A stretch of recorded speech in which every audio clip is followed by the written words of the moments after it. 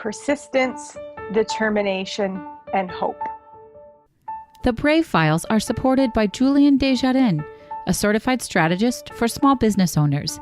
If you've already made that brave decision to start your own business, it's time to stop trying to do it all alone.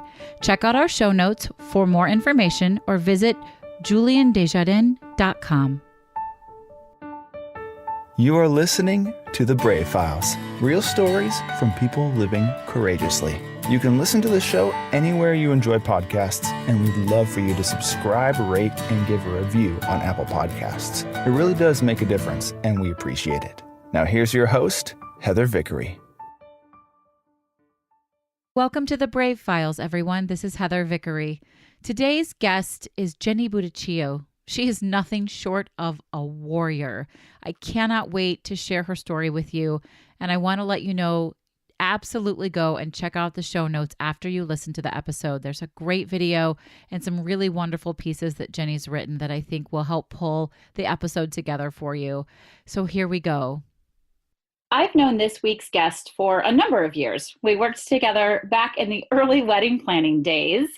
And after a grueling search to find answers for her declining health, Jenny was diagnosed with Lyme disease. And although the disease tried to keep her down, she wasn't having that.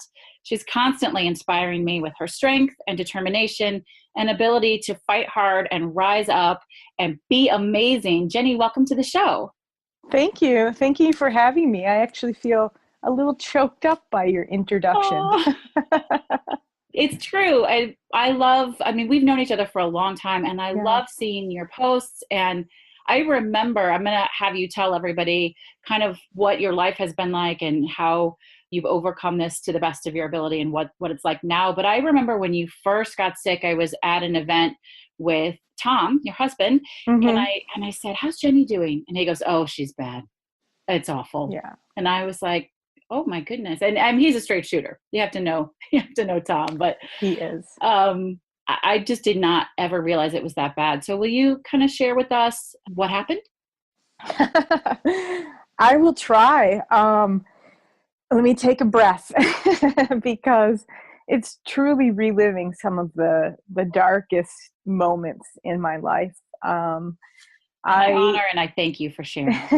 No, I mean, it's not like I haven't written about it extensively. I have, but, sometimes talking about it in person or even on the phone, and it's a little bit different than writing about it. And then also, I spend a lot of time hearing other people's stories where I'm not necessarily sharing mine. So it's a little bit different perspective where it's like, okay, what happened, And I guess the long and short of it is, I first got sick in 2005, and that's when I first started having symptoms.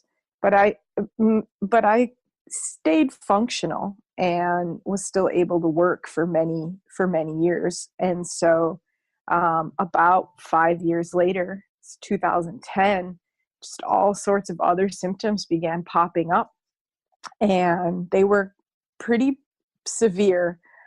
There was a lot of burning in my brain, a lot of burning in my spinal cord, like the incomplete ability to sleep. People go, "Oh, how is that possible?" It's not really possible. I mean, I know a lot of people have issues with insomnia, but I was no longer sleeping, and you don't last long like that. And so, but after about the sixth night, I said to Tom, "I don't think I can make it through the night with not sleeping. You have to send me to the emergency room. You have to take me." And I don't really know if they'll view insomnia as an emergency, but I'm going to just do my best to explain to them what I've been experiencing in a way that sounds cohesive on no sleep and coherent on no sleep, and we'll see what they do.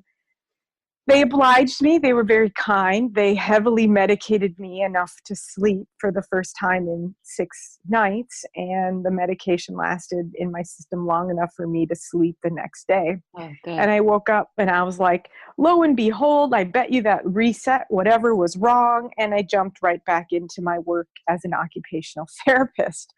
But by the following night, again, I was no longer sleeping. So I had made an appointment with the doctor that specialized in the diagnosis of chronic fatigue syndrome.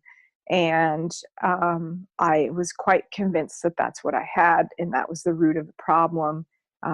There's a widespread set of symptoms associated with it, and I thought I fit most of them. This must be it. So he was a specialist in it. And thankfully, he had a cancellation for the following day, and he took my symptoms and my inability to sleep quite seriously. And we went to work on trying to resolve that. So it looked hopeful for a short time. And I thought, this is it. I'm going to be able to be, on the road to recovery. I'm going to beat this thing. I was, in my early 30s at that point, maybe like 32. And I just kept thinking, like, how can I be, a Pilates instructor, a fitness enthusiast, a health nut, and not overcome this? How is that possible? It's not possible. In my head, I couldn't wrap my mind around how I could have lived this healthy lifestyle and then become this sick. So as part of my treatment plan, he put me on medical leave from work. And unfortunately, I never got better. And in fact, I continued to decline. And so I was never able to return to work as an occupational therapist. And I had done that for almost 10 years. And that felt like failure. It really was extremely hard. I remember just breaking down over the inability to return to work. It was something that had been ingrained in me. There were parts of the profession that I loved. There were parts of the profession I didn't love. But regardless, when the choice to return or not return was stripped away, then it was a major issue for me. Yeah, it was like one choice. We want to have yes, a choice. Yes, and I did not have a choice. My body was giving out. I could barely get out of bed. I could barely walk. I couldn't leave the house. And so the choice was made. And so I was never able to return to work. And just when I thought that it had hit the low point, it hit even lower. So by 2012, which is, if you knew me, you and I had met before then. So I think probably around 2010 or 11, where there was sort of this probability that things would improve. But by 2012, they were so far down the drain. I was barely existing. I didn't know what was wrong with me, but I knew whatever it was coming quite close to killing me, if I'm just quite frank. And so it was either going to be a slow death or it was going to be a quick death by my own hand. And those were the two things I wrestled with for many months. Is that something you really strongly consider, taking your own life? Yes, on many, many, many occasions. In fact, I wrote an article. I wrote a long piece on this for a publication called Bravishly. And it talks about how I actually asked my mom permission to die, but she didn't give it to me. That's a good thing. Good mom. She said that's not something that I can do for you. And so I think, just to put that piece of the story in perspective, I think a lot of people view that type of ideation as depression. Well, that wasn't the case. I had the immense will to live. I had all the dreams in the world. However, I had a body that simply ceased to function, and I couldn't do anything. I couldn't tolerate light or sound. And so for almost 2 years, so 2012 and 2013, I laid in my bed in a dark, quiet room. And that was my life. And so it really was more of an issue of quality of life versus depression. Sure, I wasn't happy with the circumstance. Right. Situational depression. Exactly. But but experiencing such a poor quality of life was really something that was unexpected, and there it didn't seem like I could rise up from it. I mean, I was so weak. I couldn't sit up for more than 5 minutes. I could barely walk. Tom was, like dragging me on his back around the house or outside or to doctor's appointments. I couldn't eat. I had dropped like, I don't know, I stopped counting at like 20 pounds. And probably more than 20, but at that point I was like, oh, it doesn't really matter. It's dropping anyways, and there was Right. nothing that anyone could do until I found a doctor. Well, I had a conversation with my dad, and he made a comment, and he said, I really think you just need to find it in you to give it one last shot with someone. And so I did. I was like, okay, one last shot. And so I found a doctor, and the doctor was like, I think you have Lyme disease. And I was like, no, that's not true. I'd been tested twice. Both tests were negative. No, I don't go hiking. All the things that Yeah. people say that Yeah. even now, like, it's like I'm still shocked that this is the same rhetoric that's been going on like half a decade later. And then he explained to me how inaccurate the testing is, how actually unusual it is to see a tick bite, how many people never develop a rash. It's like 50-50. And so there can be many people who actually have been infected with Lyme and are symptomatic. And all signs point to negative unless you know where to look. And as my current nurse practitioner says, you have to look through the back door instead of the front door. And so we began to look through the back door with different testing to support a clinical diagnosis and the set of symptoms that I had. And ultimately what we ended up finding was, yes, somewhere along the line, we don't know where or we don't know when, but we know it was probably quite a while ago, I'd been infected with Lyme disease and multiple other co-infections, which are secondary tick infections. And so I tried treatment with this local doctor, but I was so weak I couldn't even tolerate like tiny granules of an antibiotic. I would have these wild reactions. And so I ended up switching to a nurse practitioner that would use some herbal medications and combine them with antibiotics. And then I started making some forward momentum. So I sort of dropped off the planet in 2012, and I began kind of emerging at the end of 2013. It was very, very slow immersion. And I'm still like, I'm still working my way through it, but it's been one unpredictable journey through a desolate land at many points. It's an extraordinary story. And from my understanding, what has started to help you on some level, I mean, you did a ton of research, worked really hard to figure out what you could do naturally to help heal yourself. You want to share a little bit about that? Sure. But I just want to preface that by saying, if someone would have said, hey, if we, put a hole in your head and it'll make you feel better, I would have been open to that. Like, yeah, I totally get that. Absolutely. And so it's difficult because I'll just give you a few super short points about the current state of healthcare. And I come from a healthcare background, being an OT, so I have great respect for it. However, we are great at acute treatment of acute illnesses. So an acute infection, an acute stroke, heart attack, even cancer is an acute scenario. So we're great at that.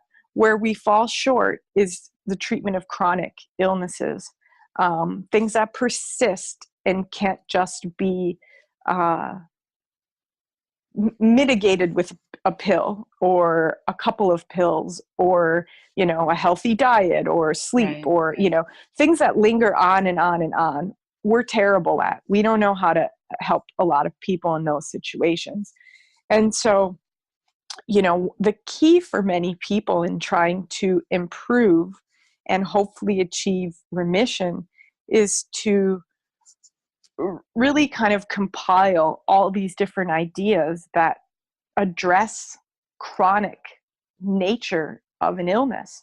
And then you try things. If it works, then you keep it. If it doesn't work, you discard it. And so over time, you get your own sort of set of tools in your toolbox. And so for me, one of the things that was really helpful is incorporating herbal medications. And I think people often think herbal medications means something you'd go and get like over the counter, I don't know, melatonin or something. That's one example. However, there's a lot of herbal antimicrobials, antifungals, antivirals, and antiparasitics that are extremely potent. And the difference between those and pharmaceutical medications is with pharmaceutical medications, you have to take a certain amount in order for it to reach therapeutic levels in your blood. Herbals are not like that. They begin working at just a single drop. So you can really titrate the product up or down depending on your ability to tolerate it. And so for me, that was revolutionary because I was having such difficulty tolerating traditional medications. And so I was able to build myself up using a whole range of herbal products and supplements. And then at certain points, it required medication. And I went through some intense medication protocols as well. I mean, where I would show up at the pharmacy and the pharmacist would go, "You're the only person we have taking this medication. Is this, wow. Is this the right medication?" And I would say, "Yes." And I would say, "Just curious, how many patients do you have in your database?" And they're like, 13,000. Oh my goodness. So like out of 13,000, I'm the only one that's taking this. Or they would say things like, "These are the big guns. What are you taking these for?" And then one time I picked up medication that's typically used to treat malaria.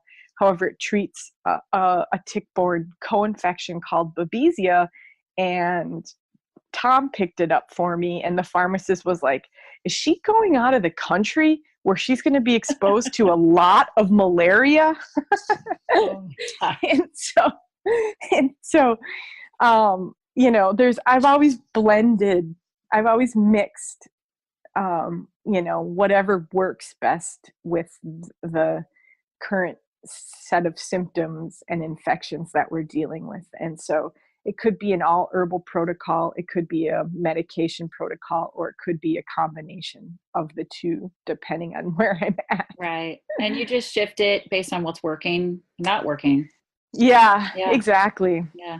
I mean, gosh, that's what I tell people to do in business as a coach. Try things. If it doesn't work, try something else. So yeah, I think it applies. But it applies across the board, go for it. And you don't have to hold on to something that's not working. You don't have to accept an unacceptable answer for something. Right.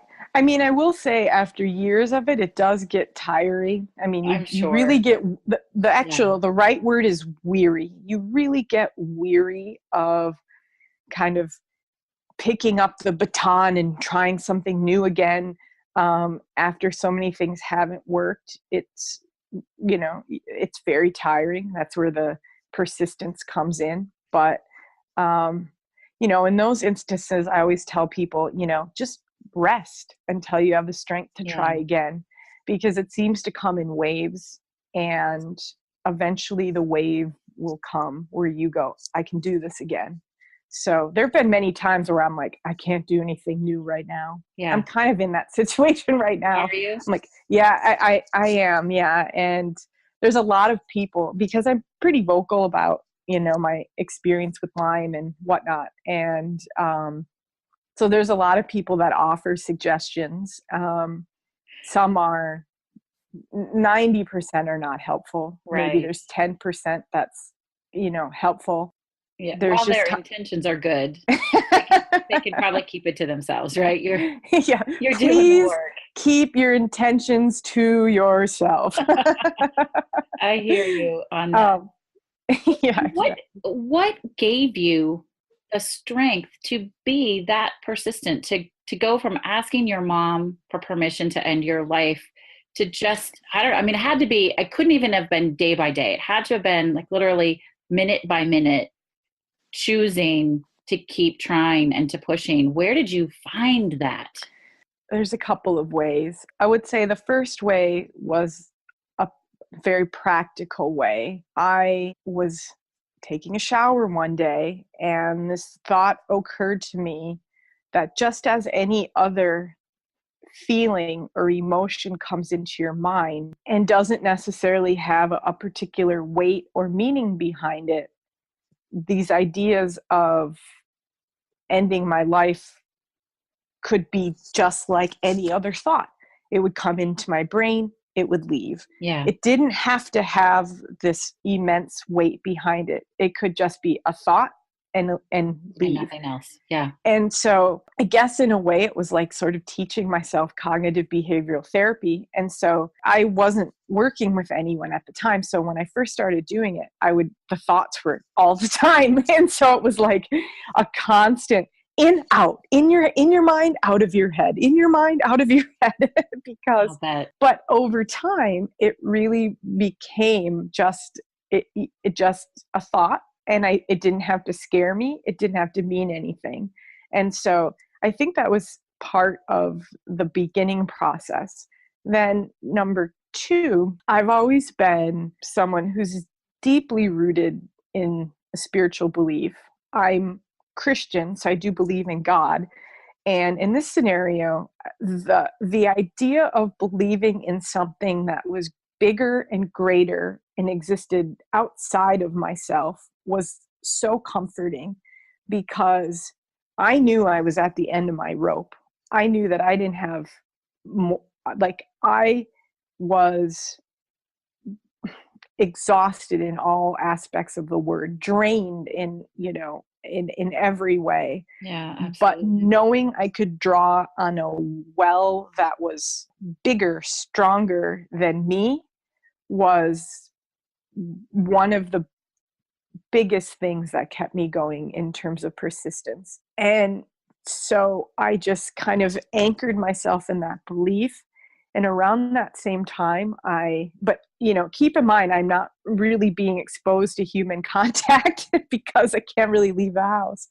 So I was, listening to inspirational messages and sermons from people all over the world, anywhere I could get my hands on when I could tolerate sound. But for whatever reason, I could tolerate this pastor in Australia, and he had given this great message, and it sticks with me today. It'll probably stick with me for the rest of my life. He talked about how life is a series of beginning and ends, and just because something ends doesn't mean that it's the end of your life. So I think his exact word, never ever confuse the end of an era as the completion of your destiny. That's beautiful. I mean, yeah. It still gives me chills. Yeah. And so I said, okay, by all, scenarios that are going on in my life, it looks like everything's ending. My job, my ability to walk, my ability to eat, my ability to get out of the house, to have contact with people, to care for myself, to even take a shower, to, just even basic, simple life skills. I couldn't do most of those. And so I'm like, all right, this is a big ask, because right now everything looks like it's coming to an end, Yeah. But if I hold on to the belief that doesn't mean my life is over and my, destiny is over, then maybe something can change here. And so that was really the second turning point in my thought process that sticks with me today and always, just keeps me going. I think that that's extraordinary. So how often do you feel capable, like you can get up and care for yourself or leave the house these days? How much time is Well, better than worse? so when I was, I'm kind of in a downward slump right now. And so I'm trying to figure that out. And I've been playing with some other treatment options. And one of the new hot trends, I guess, is to work on genetics. And so I'd been, take supplements and in food according to what your genetic results are. And so I've been doing that, and they kind of backfired. So it kind of went the wrong direction. Uh-oh. And so, yeah, great. I'm like, okay, even my genetics are rejecting this. So I'm in the process of cutting all of those things out and just kind of going back to the basics of where I stayed stable for about a year and a half. And so when I was stable, I was about maybe 40 to 50% functional. I would say a pretty solid 50 most of the time. I haven't really been above that, but that was my highest. I would say currently I'm about maybe a third, like 33%. So I still have I have a ways to go. I'm trying to climb back to the 50, and then I'm trying to hopefully crush it. Yeah. get past it. That's my question is, I don't know if it's on you or your doctors or whom it is, but is there hope that you'll get beyond that 50? Can you get to 75 or 100? Is that a possibility? There is always hope. Yeah, there is. I love that about you. So to answer your question, there's always hope. It's not a clear path. I'm not quite sure what to do. And so that's sort of where I refer back to that waiting period, which is just kind of rest until you feel the strength to rally again and, try something new and take a new direction. So we'll see. But yeah, to me, there's always hope. And I don't know. I don't know if that will ever leave. I hope not. Cockeyed optimist. No, I love it. So am I. We have that in common. Woohoo! Yay! One of my favorite things. Drives my kids crazy. So one of the things that you've done since you've gotten a little bit better and you haven't obviously been able to go back to OT work is you've really embraced your talent and your skill as a writer and an editor. How do you balance that? And correct me if I'm wrong, but you started that by writing about your experience with Lyme. Yeah. I had no intention of becoming a writer and an editor. I always loved writing, and it's kind of interesting because when I was, like 9-10 years old, I used to write novels, and I love that. My mom used to say to me, sending you to your room was never a punishment, because I would come out with, here's the latest novel, Awesome.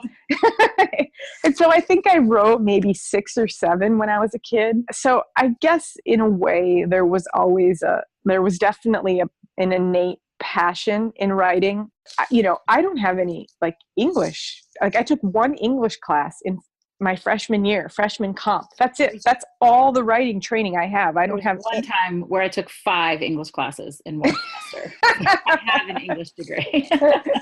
I forgot. I thought, it's an English degree? I thought you studied film too. English and theater double major. Oh yeah. There you go. Yeah. I didn't do that. I took 1 freshman course. Then that's it. So, I'm not this isn't like I have a background in it, but you're very good at it.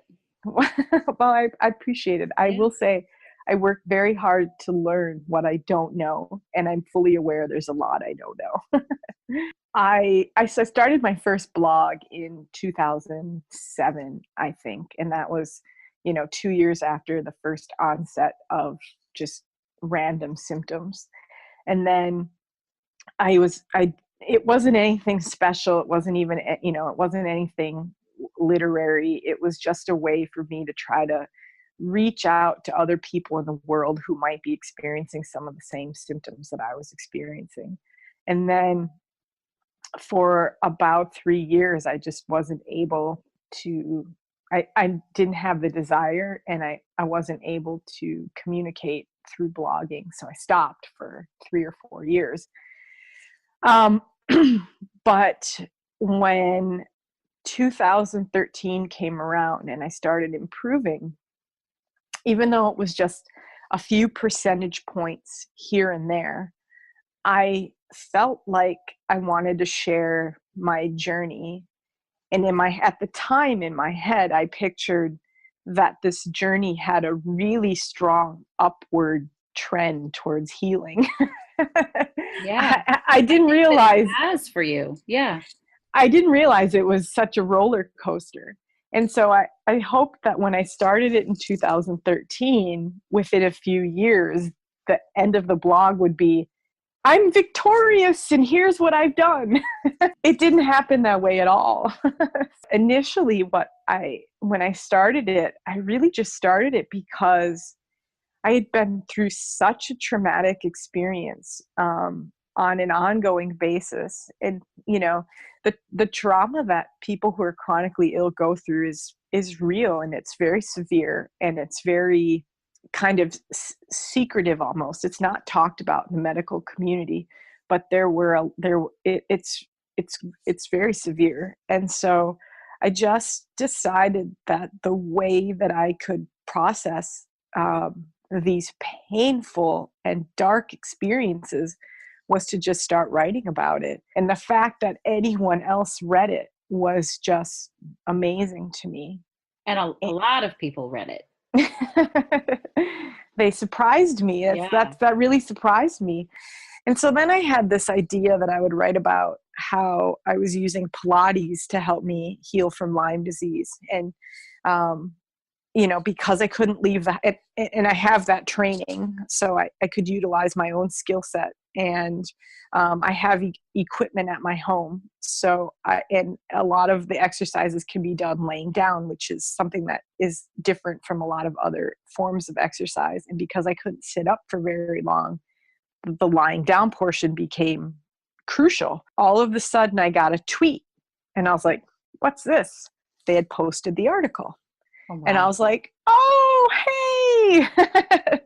So that was the first piece that was published. And then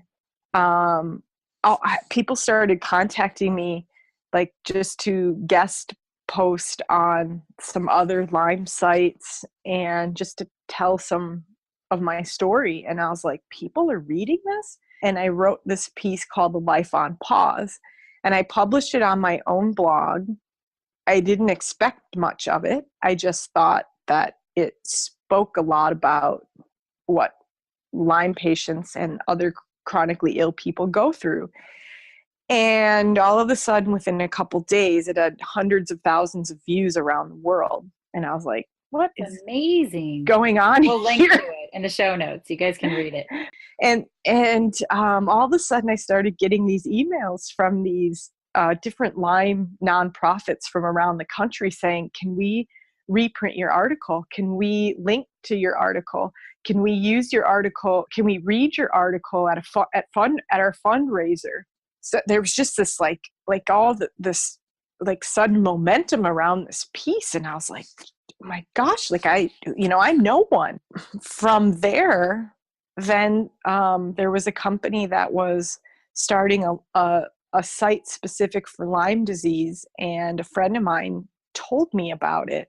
So I contacted the person. I had some samples to show her, and she liked it. She was like, yes, let's have you do it. And that was Pro Health and Connie Strassheim's site on Lyme disease. And so really Connie gave me my first paying job. And I worked my butt off. Back then, it was hard to get one article done per month. It was so hard. Yeah. I'd wait the whole month. And then it was like struggling and struggling. Okay, here it is. And then as I began to improve, I began to just start getting connected with other writers. I learned sort of how to pitch article ideas to places. Then when they said yes, then I learned how to actually write those pieces because I it's love one thing. It's one thing to pitch an article and it's 6 sentences, and it's another thing to turn that into 1,000 words. I find this all really extraordinary because you're telling, this is like hard work to do. It's mental work with It is, yeah. not feeling well at the same time. So Mm-hmm.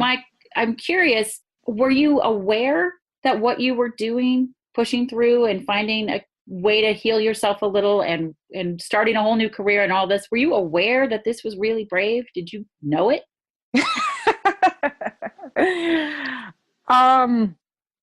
No. No. If I'm honest, no. Yeah. No. Most people don't, because you're just doing your thing, right? You don't have Yes. a choice. You're doing your thing. And yet, in retrospect, it's amazingly courageous. Well, thank you. No, I think it's straight. So one of the things that's, I think it's important for people to know is I'm not sitting at a desk writing. I'm in my bed. I'm laying in my bed. I'm laying in my bed now, actually. Entrepreneurs do that all the time, though. So, well, and that may be true. I don't know. I don't have anything to compare that to, but I know that, every piece you read has been written from my bed. And, now I write several a week. Maybe 20 or so in a month. Many. It's a lot. And, yeah. but it's all done, from my bed because I fatigue really quickly. So it's really hard to sit up for a long period of time and really plug away at something. So when you have these wins, you get a little healthier, you're able to do something that you previously couldn't do. How do you celebrate these successes? How do you honor them? I like to share it. I like to post about it. Yeah, I love it when you do. Yeah, I do. I like to, post it on Instagram. And there's a big chronic illness community on social media, but particularly Instagram. It has a different feel than other communities. It's actually pretty uplifting and positive. And so I like to use that platform when something kind of interesting or fun has happened. And sometimes it doesn't feel like a victory for a long time. It's not like the victory is always instantaneous. Sometimes the victory is painstaking, labor. And then at the, months later, you go, I just accomplished something. And so a lot of the victories are quiet and you just go, I did it. I can't believe I just did it. So I have a lot of those moments that no one will ever witness or hear or see. That's okay. But as long I as know. You honor it. Yeah. Yeah. I love that. Well, unfortunately, we need to come to the end of the show, but I do have one more question that is one of my favorites, and I can guess your answer, but maybe you'll surprise me. What is your favorite charitable organization to support? I have 2. Okay. Anything Lyme related. So that's probably the one you could guess. Indeed. Particularly this year, we're partnering with an organization called Project Lyme. So they're really doing a great job to raise awareness. And then anything beagle related. She's the cutest little beagle. Oh yeah. I had 2. This is my 3rd one. But anything beagle related. I love the Beagle Freedom Project. If I could have, a house full of beagles, that would be my dream. But I can't. But if I could, I would. So we're going to have these organizations up on the show notes like we always do. And we hope you'll check them out, give them a little love, share them with your friends if you've got some money to support them with or some time. Giving is good and it makes us all better. So we hope you'll support Jenny's charitable organizations. Jenny, would you share your 3 words with us one last time? Sure. Persistence, determination, and hope. Those are powerful words, and I think they describe you beautifully. Certainly persistence. And I just want to thank you for being with us today, especially I know you're not feeling very well at this current moment, but I'm grateful for the reminder that we're constantly building our toolbox. It's okay to try something, and if it works, keep it, and if it doesn't, let it go. And particularly, it stuck with me. It's always worth giving something one more shot. You shared such a wonderful example of what it's like to live courageously and not give up. You do it all the time. I'm honored to be your friend, and I'm just super grateful that you took the time to be with us today. Well, thank you. Thank you for your encouraging words over the years, your Absolutely. support, and for asking me to do this. I really appreciate it. And that's all we have for today's episode. Thank you so much for joining us, and thanks to Jenny for sharing her inspiring story with us. This is Heather Vickery signing off and reminding you to always choose bravely. The Brave Files is also supported by Frizz Marketing, a boutique marketing firm offering tailored services to small businesses and nonprofits. Frizz helps you distill your authentic story and get in front of the right audience. Contact them today at frizzmarketing.com. Thank you for listening to The Brave Files. Be sure to visit thebravefilespodcast.com to access the show notes and discover fantastic bonus content. Music composed and produced by Matt Lewis of Union Music, LLC.